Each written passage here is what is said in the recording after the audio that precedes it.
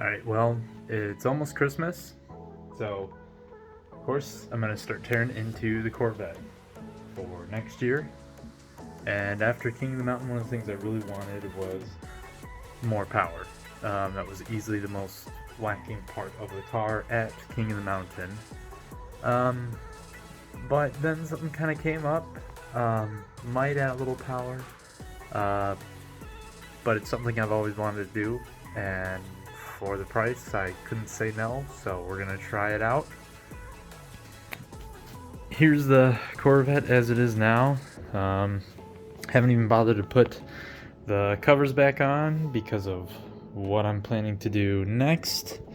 I'm gonna be starting to take stuff off tonight, and well, the thing that's gonna be replacing it, hopefully, we'll see how well it works out,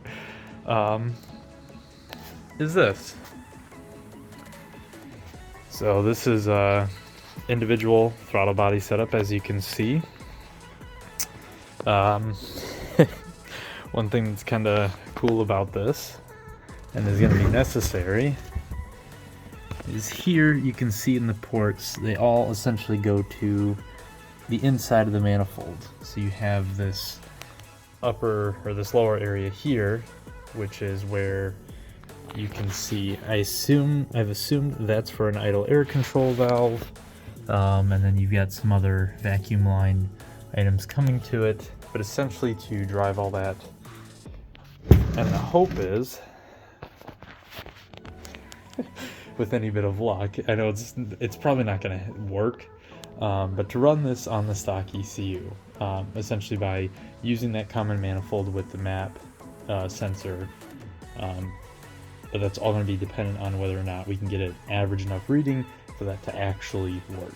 I don't see it's likely, so I have been saving up for standalone. That would be kind of the second part of this, but first part is getting this to fit. As you can see from the this is where the coolant cap and everything goes, or angle, or whatever you want to call it, but you've got coolant lines here at the front, as well as a spot for the distributor in the rear, which is not something the LT1 has, which anyone who has an LT1 knows that, or knows anything about LT1s, where Gen 1 small block would usually have a distributor back there. The distributor we have, the infamous OptiSpark, is buried underneath the water pump there. But from everything that I've seen is that you can modify a Gen 1 intake to fit Gen 2 heads for small block Chevys very easily. You can either weld the heads and re-drill them to fit all of these intake port lineups, or you can drill your own and kind of wallow them out, I guess, and use some kind of angled spacer to tighten everything down. But more importantly, you don't use any of these coolant lines, so none of this needs to be changed. I don't know yet, but I assume this is going to clear everything. This will essentially, I'll have to make some kind of cap for that to keep it clean, but you already have something in the rear where that distributor used to be in the LT1. So I'm gonna start taking this apart and we'll see how it goes. Alright guys, so I started taking apart the intake manifold, got everything kind of labeled. So as you can see here, I mean, the injectors are pretty obvious, but I labeled the injectors as well as some of the other connectors, the intake air temperature sensor, map sensor, all that stuff. But now basically all I've got, most of this on all the vacuum lines and everything unplugged. Got the it's not EGR, but what is it? Yeah, friggin' air pump line, that's what it is, into the headers. I couldn't actually get it removed from the header, unfortunately. That's going to be a little bit of a bigger job, but not really necessary. I can hopefully wiggle around this or be able to pull this up and out. Got the coolant line removed from the intake and everything like that. So now I'm going to take out these bolts holding the intake on and get it off, and then we'll see how how the other intake fits. All right, the intake is off, so you can see. So we'll just take this other intake and just see how it sits on there. One of the things that you'll note right away, that these are one of the, a couple things that I got to figure out, but you can see how close these two mounting holes are compared to the Gen 2 holes, which are actually further apart. So the question will be, is there actually enough room in that intake to essentially place these other holes, or is that going to be an issue? And then I got to figure something else out. From what I've seen in past videos of what people have done, they've taken Gen 1 intake manifold bolt pattern, which is what this is. This is for Gen 1 intake. That's why you've got the coolant back here and a hole for the distributor back there. So it's for Gen 1 small block. But what I've been seeing people do is essentially make the holes. Now the angles in the head are different. You can also see that here. You have a completely different angle. But you can basically make an angled shim for those bolts or nuts to set on, and pinch it down, and everything sits the way it should. I am having a bit of an issue with, as you can see here, it's a little wet. Well, that's just my injectors kind of keep popping out and spilling fuel all over the place. So I am going to throw the intake back on there, which is kind of cumbersome because I got to figure out exactly how I'm going to do the fuel lines and everything. I haven't really done any research on the LT fuel lines, but it just kind of looks like they are pressed in and then held in with this bracket here. That's going to be something I will have to overcome as far as setting this up to then obviously be for fuel, with its own fuel rails and everything like that. So that'll be a bit of a interesting job to figure out, but right now let's see, can we even get the intake to fit on?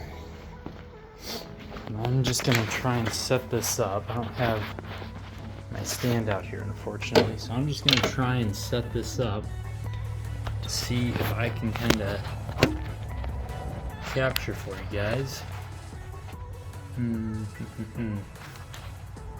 What's going to work best? Let me see if I can figure something out. Alright, I got this thing kind of in place. We'll see how this goes. Hopefully the camera doesn't fall down.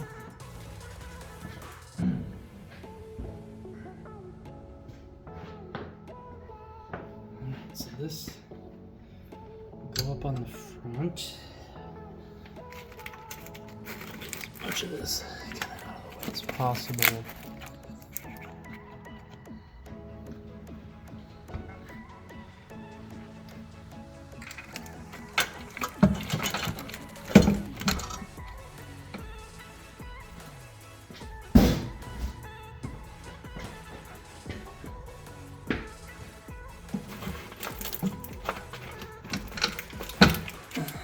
That's not looking great, is it? Got one like that.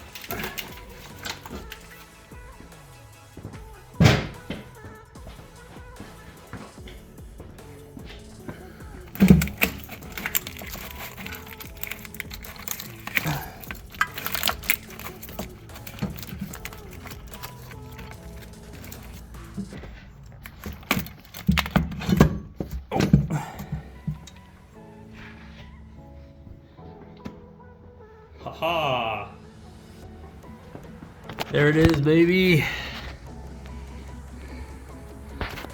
Look at that!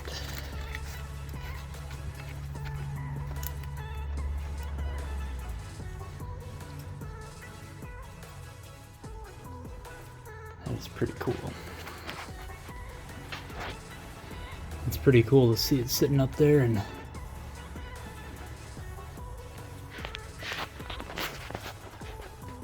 you can kind of see there, maybe a little bit better on there, but you can actually see it lining up with the holes the way it needs to. And I don't know if I can get an idea here of kind of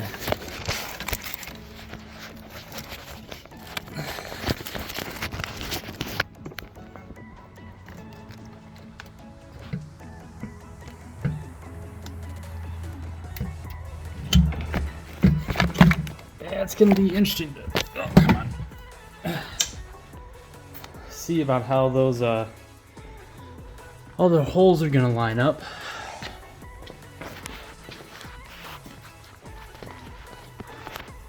I got a tape measure here.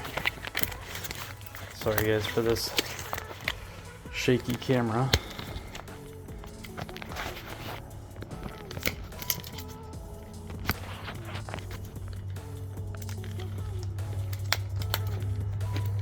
So just to get a rough idea, start at the 2.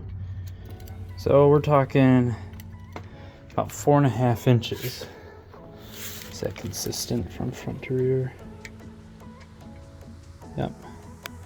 About 4.5 inches from front to rear bolt. So if I'm looking at that, ooh, that is gonna be tight.